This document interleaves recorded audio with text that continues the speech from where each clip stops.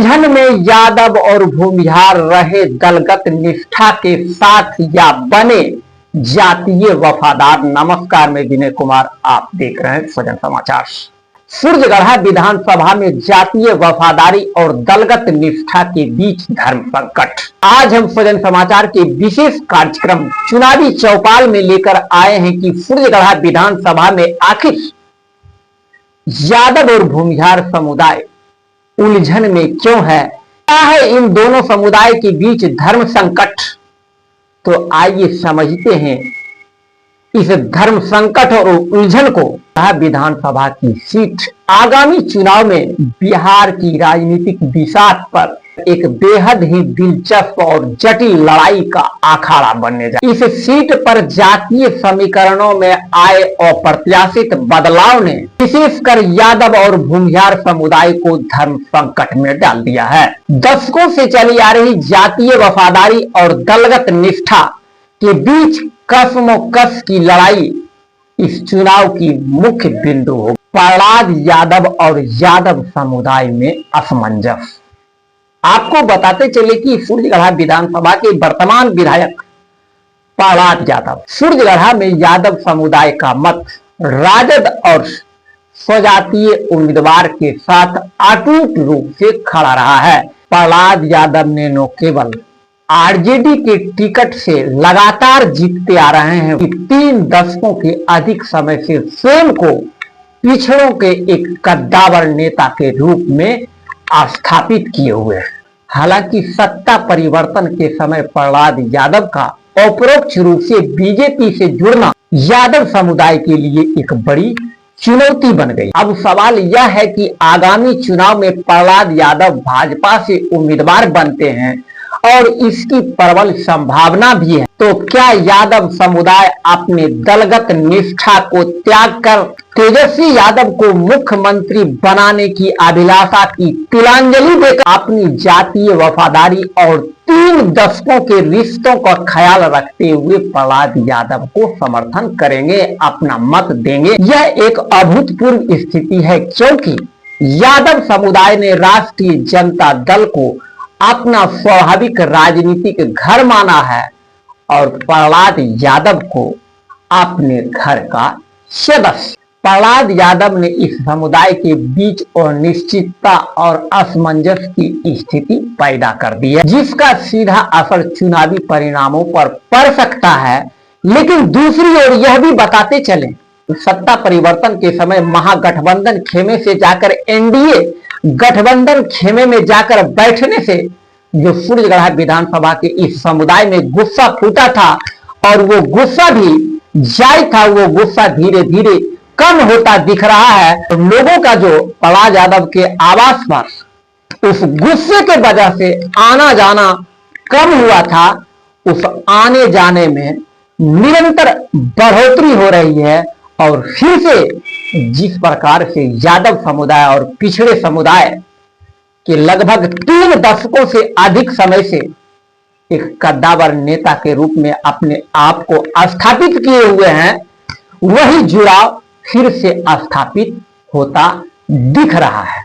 दूसरी ओर भूमिहार समुदाय में भी दुविधा कम नहीं है। रविशंकर प्रसाद सिंह उर्फ अशोक सिंह का इस बार भी चुनावी मैदान में उतरना तय है, चाहे स्वतंत्र रूप से ही क्यों ना हो। पिछले चुनाव में अपने सजातीय मतों के मजबूत समर्थन से चुनाव में तीसरे स्थान पर रहे। अब प्रश्न यह उठता है कि क्या भूमिहार समुदाय अपने दलगत निष्ठा को त्याग जातीय वफादारी निभाते हुए रविशंकर प्रसाद सिंह को अपना समर्थन देंगे या फिर प्रसिद्ध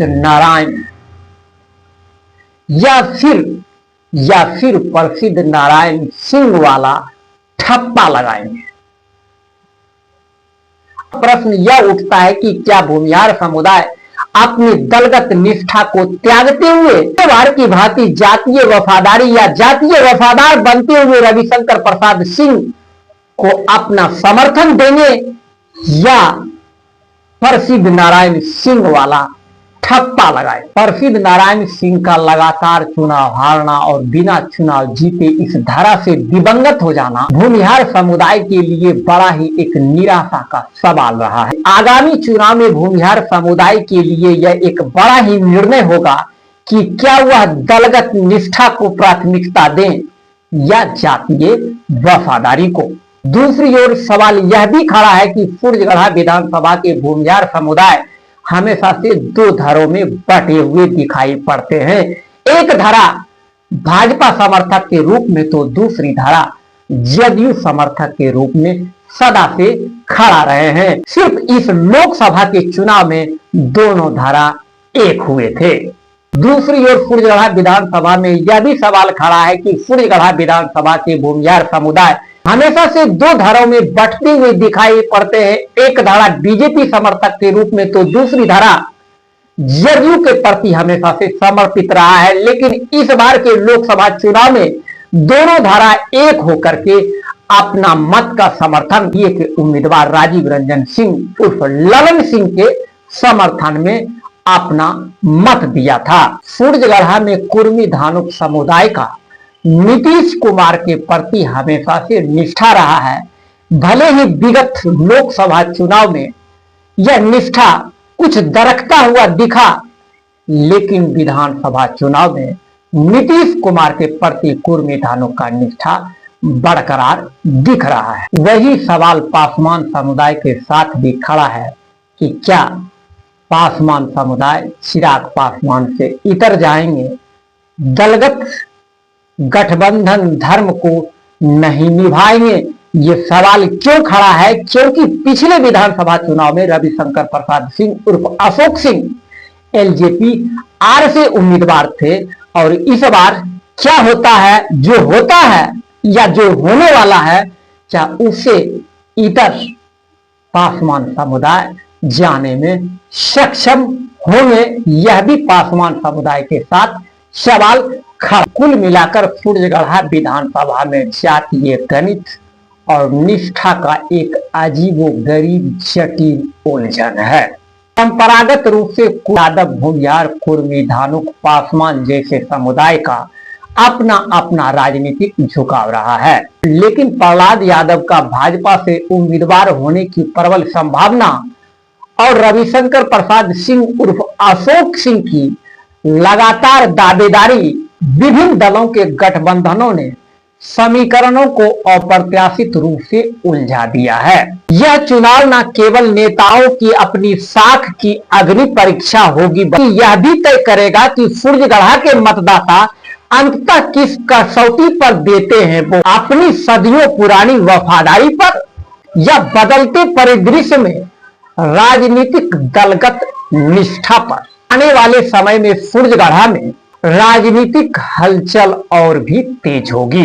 यह देखना दिलचस्प होगा कि कौन सी निष्ठा इस जटिल जातीय चक्रव्यूह से निकल करके जीत हासिल करता है। अभी तक आपने फौजन समाचार पेज को लाइक, फॉलो और सब्सक्राइब नहीं किए हैं तो कर दे अपना सपोर्ट और बने रहे फौजन समाचार के साथ।